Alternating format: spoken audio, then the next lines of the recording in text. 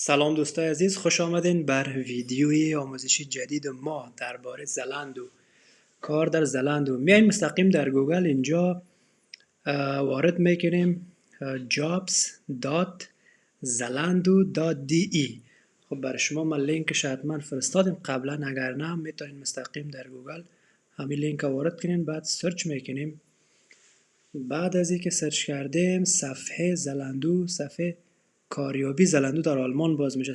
بعد روی اون سه نقطه کلیک میکنیم، بعد از اون سه خط، بعد در این قسمت all jobs اینجا که کلیک کردیم تمام وظیفه ها، یعنی هم پوزیشن هایی که در زلندو باز است، ببینید در برلین مثلا، استکهلم، اینا باز میشه. بعد از اون میایم فیلتر میکنیم، قسمت فیلتر فشار میتین، اینجا لوکیشنش رو تایید میکنیم برای جرمنی.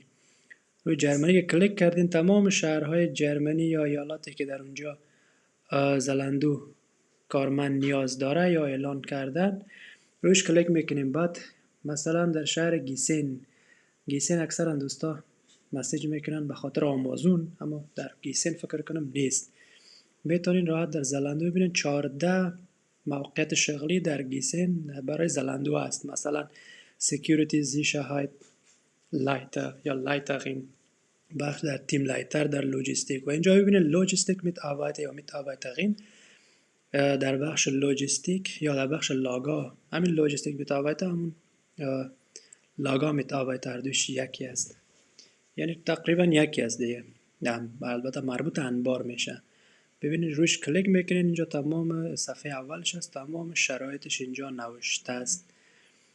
شما تمام شرایط و مشخصاتش در این صفحه میخوانین که اونا از شما چی تقاضا داره، از زبان و تجربه کاری و غیره، همه شرایطش اینجا نوشته است. بعد از اون میاین قسمت اپلای، در اینجا اپلای فشار میتین. اپلای که فشار دادین برای شما این فرم باز میشه مستقیم، فقط فرست نیم، لاست نیم، ایمیل آدرس خود و همچنان کانتری کد یعنی پست لایسل شهرتان، شماره موبایل و اینجا ریزومه یا همون سی وی خود وارد میکنین. سی وی خود اینجا وارد میکنین. بعد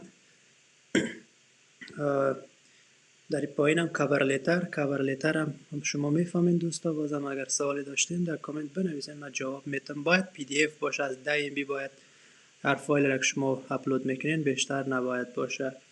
و دیگه سوالاتی که اینجا شده کلا یک فرم است. فرم اگر شما قبلا فرمای کاریابی را خانه پری کرده باشین میتونین راحتی را خانه پری کنین دیگه. please enter your earliest possible start date. اینجا مهم است که اولین روزی که شما میتونین، یعنی کار شروع کنین در این شرکت، کدام روز از اونجا تاریخش انتخاب میکنین. و اینجا please tell us about your salary expectation. ببین اینجا مثلا از شما خواسته که همون معاشی که شما دوست داری بر شما داده شوه یا در همین کار یک پیشنهاد میگه بکنین چقدر، یعنی به چقدر معاش شما راضی هستین. یک پیشنهاد از شما گرفته به اصطلاح. اینجا میتونین تجربه کاری یا هر چیزی داشتین اپلود کنین و بعد اون قسمت تک مارک میکنین، بعد سابمیت اپلیکیشن میگین. وقتی سابمیت کردین اپلیکیشن شما یا درخواست کار شما مستقیم برای زلندو ارسال میشه. همین دیگه، چیز خاصی نداره. بعد اونا برای شما تماس میگیرن، ایمیل یا تماس مستقیم، به هر شکل بالاخره با شما تماس میگیرن و ادامه میتین. و اگر سابسکرایب نکردید دوستان لطفا سابسکرایب بکنید. وطندارای گل یوتیوب